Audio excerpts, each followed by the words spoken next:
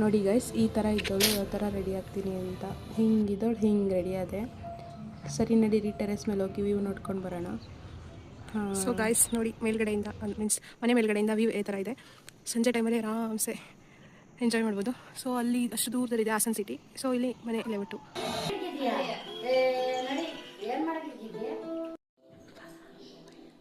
ನೋಡಿ ಗೈಸ್, ನಮ್ಮ ಅಕ್ಕ ಫ್ರೇಮ್ಗೆ ಬರ್ತಾ ಇಲ್ಲ, ಅಷ್ಟೊಂದು ಕುಳ್ಳಿಯವಳು.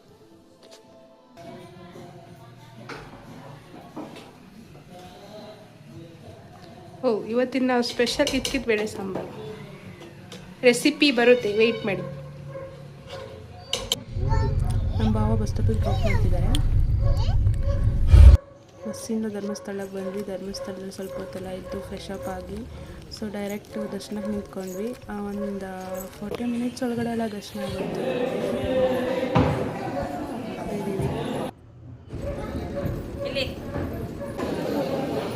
ಫೈನಲಿ ಸೊ ಧರ್ಮಸ್ಥಳದಿಂದ ಡೈರೆಕ್ಟ್ ಕುಕ್ಕೆ. ಇಷ್ಟ ಆಗಿದ್ದರೆ ಲೈಕ್ ಮಾಡಿ, ಶೇರ್ ಮಾಡಿ, ಕಮೆಂಟ್ ಮಾಡಿ, ಸಬ್ಸ್ಕ್ರೈಬ್ ಮಾಡಿ.